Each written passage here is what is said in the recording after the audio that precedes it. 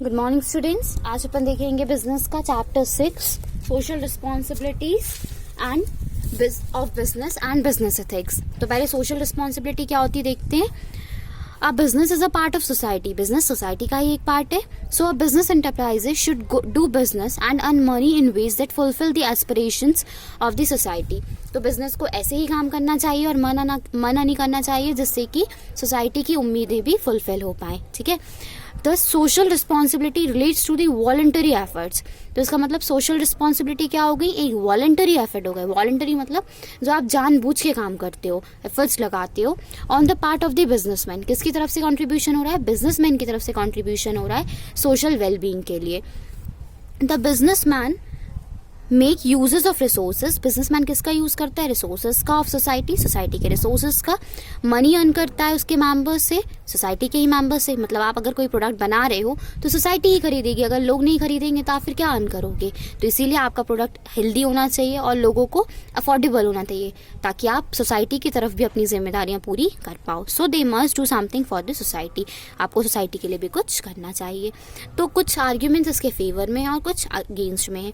तो पहले हम सोसाइटी के फेवर में जो आर्ग्यूमेंट्स हैं वो देखते हैं। Justification for existence and growth. Existence और ग्रोथ के लिए सोशल रिस्पॉन्सिबिलिटी जरूरी है। Business should respond according to the demands of the society. Business को सोसाइटी की डिमांड के अकॉर्डिंग काम करना चाहिए।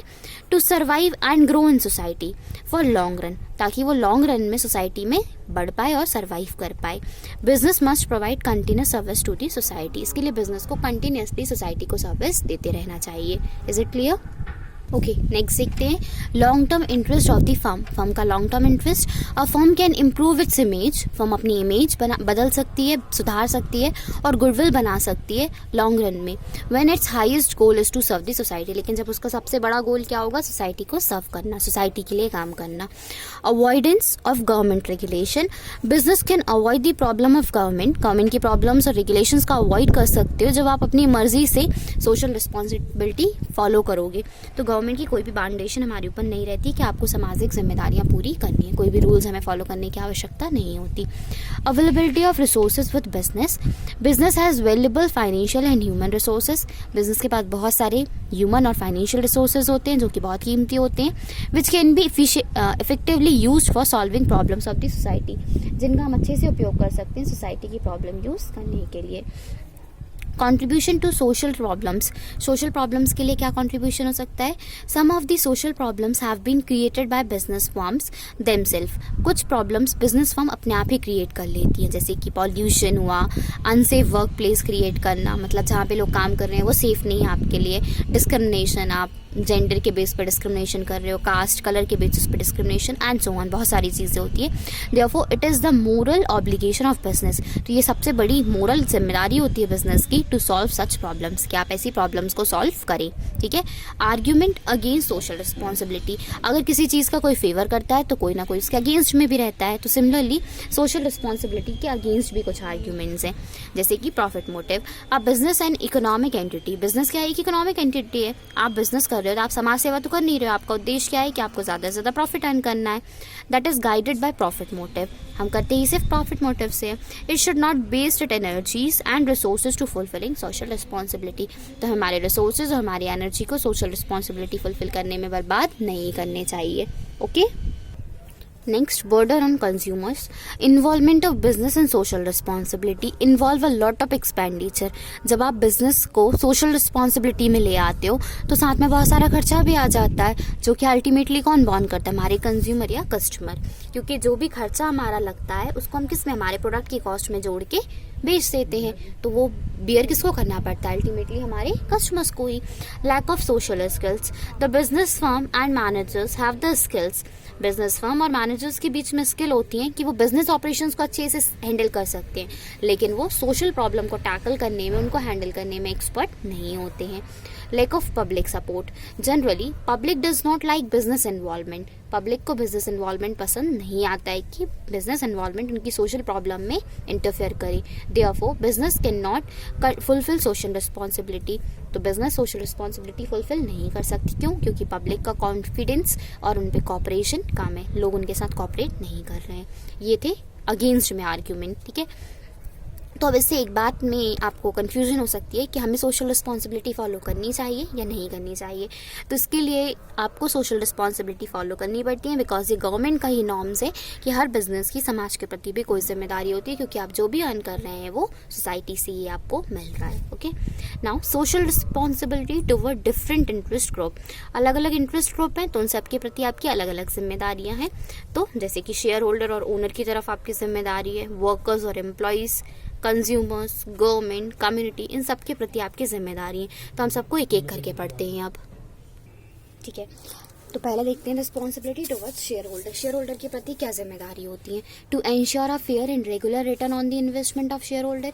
शेयर होल्डर को सही और कंटिन्यूस रेगुलर इन्वेस्टमेंट मिलेगा, मतलब उसके इन्वेस्टमेंट पे रिटर्न मिलेगा जो भी बनता है उसका। To ensure the safety of their investment, उन्होंने जो इन्वेस्टमेंट किया है वो सेफ है, जब भी वो चाहें वो उसको विड्रॉ कर सकते हैं, कोई फ्रॉड के चांसेस नहीं।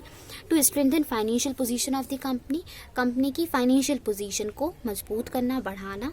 To safeguard the assets of the business, business के जो भी असेट्स हैं उनकी सेफ गार्ड करना, उनका ध्यान रखना। To protect the interest of all types of investor in the business, जितने भी तरीके के इन्वेस्टर्स हैं हमारे बिजनेस में उन सब का ध्यान रखना, उनके इन्वेस्टमेंट का ध्यान रखना।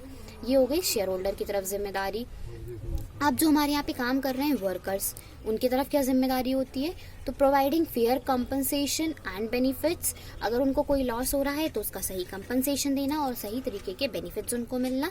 Providing good and safe working condition, अच्छी और सुरक्षित वर्किंग कंडीशन उनको प्रोवाइड करवाना, जहाँ वो काम कर रहे हैं वो अच्छा एरिया हो, अच्छी फैसिलिटीज़ हो जो बेसिक उनको ज़रूरत होती हैं। To develop a sense of belongingness, और उनके अंदर ये बात को बैठा देना कि ये कंपनी आपकी ही है, तभी वो वहाँ पे अच्छे से अपना समझ के काम करेंगे। Okay, next one responsibility towards consumer. Consumer के प्रति क्या रिस्पॉन्सिबिलिटी हुई? To supply right quality of goods, सही क्वालिटी का गुड्स देना, सर्विसेज देना सही दामों पे, है ना, जो दाम है आप वो रीजनेबल हो कि सभी लोग एफर्ट कर पाएं। To ensure regular and adequate supply of product, इस बात को एंश्योर करें कि कंटिन्यूसली उनको जो भी ज़रूरत के प्रोडक्ट्स हैं वो सही मात्रा में अवेलेबल होते रहेंगे। To inform them about new products, नए प्रोडक्ट के बारे में जानकारी दें, साथ में उस पुराने प्रोडक्ट को किस नए तरीके से हम यूज़ कर सकते हैं इसके बारे में भी इन्फॉर्मेशन दें। To handle the customers grievances promptly, grievance मतलब होता है उनकी तकलीफ़ें, और प्रोम्प्टली मतलब बहुत सावधानी से, केयरफुली, इमीडिएटली। तो आप उनकी तकलीफ़ें, उनकी प्रॉब्लम को फटाफट हैंडल करें, सुनें और उसका सॉल्यूशन निकालें।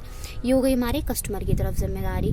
अब दिया रिस्पॉन्सिबिलिटी टुवर्ड्स गवर्नमेंट। गवर्नमेंट की तरफ हमारी क्या जिम्मेदारी होती है?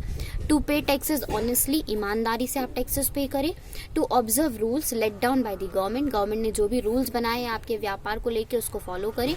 To avoid corrupting government employees, government employees को करप्ट करने में, मतलब उनको घूस देने के लिए क्या करें? अवॉइड करें, ना दें। अब last one responsibility towards community. Community की तरफ, समाज की तरफ आपकी क्या जिम्मेदारी है?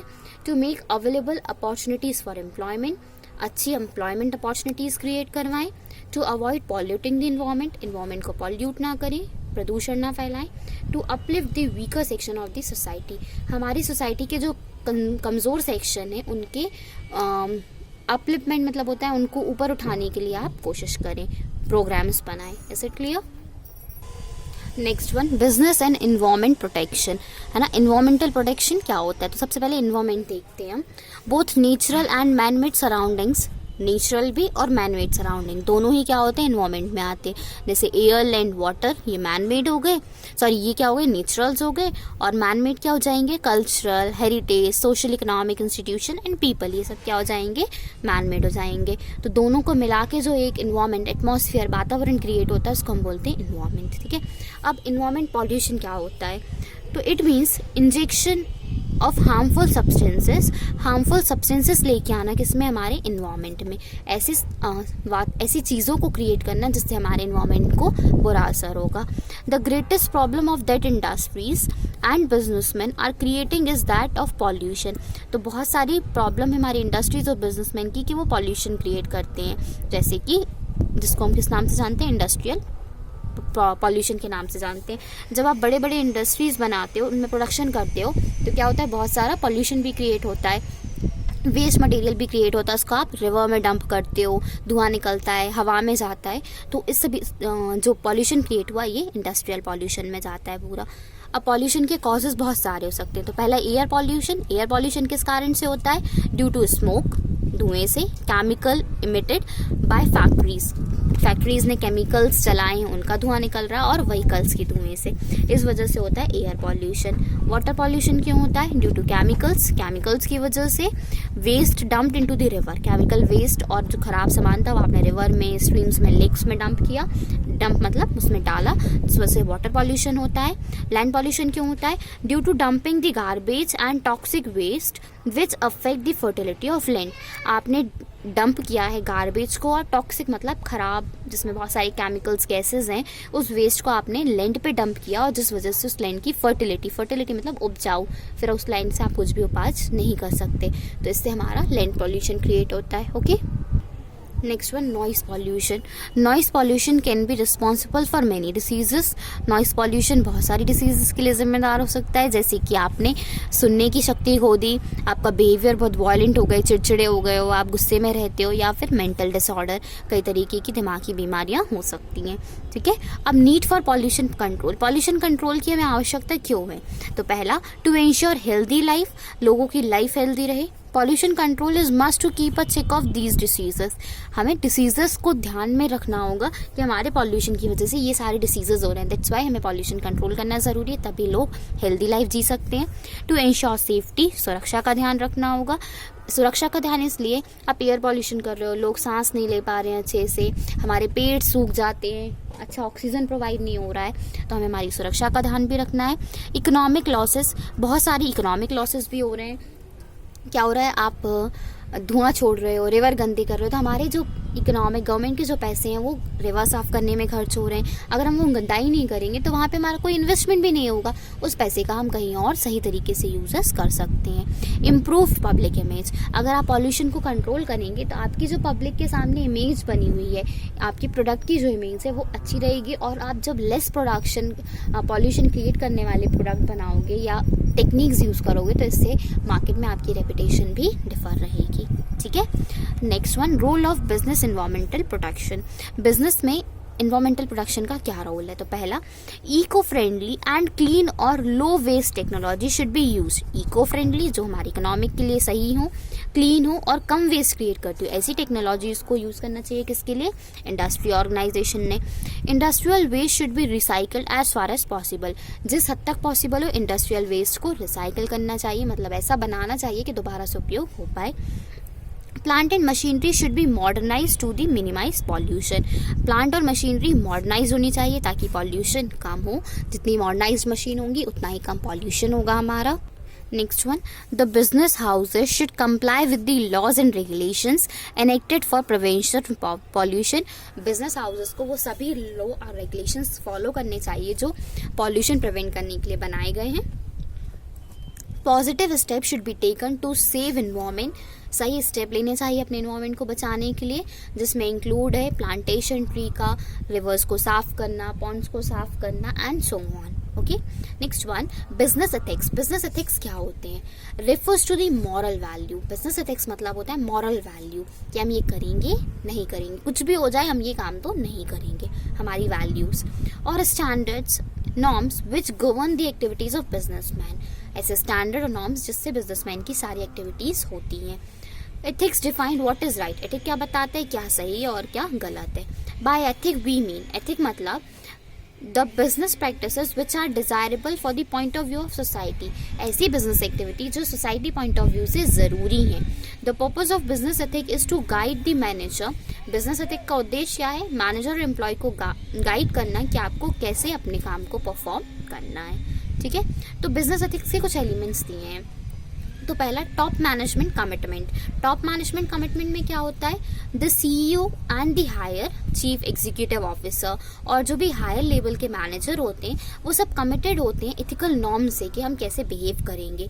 This would set an example for all employers, और जो बाकी सारे एम्प्लॉयर्स हैं उन सब के लिए वो एग्जाम्पल बनेगा कि आपको भी इसी तरीके से बिहेव करना है, काम करना है, और उनको इनकरेज करेगा कि वो सभी इथिकल प्रैक्टिसेस को फॉलो करें, कुछ भी गलत तरीके से वर्क ऑन नहीं करें। Second one, publication of code.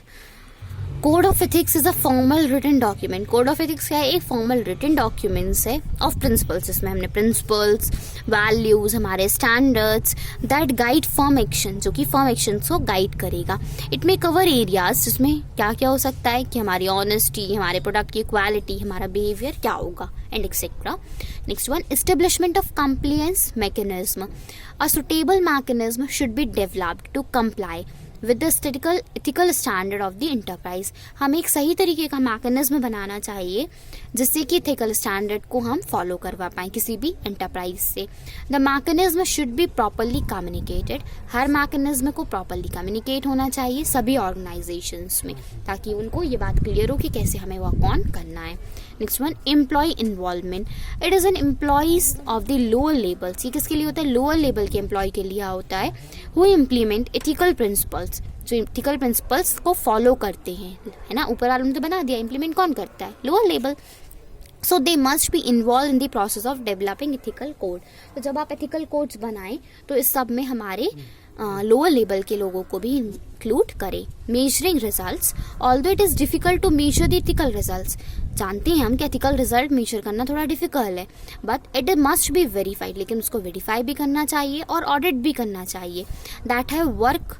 ये वर्क है कि शुरू से ही करना चाहिए, ताकि हमें पता रहे कि हमारे एथिकल जो नॉर्म्स हमने बनाए हैं वो फॉलो हो रहे हैं या नहीं हो रहे. ये हमारा चैप्टर था एथिकल स्टैंडर्ड. बिजनेस के साथ एथिकल स्टैंडर्ड में हमें कैसे वर्क करना है. ओके, आई होप आप सबको समझ में आया होगा. Have a good day.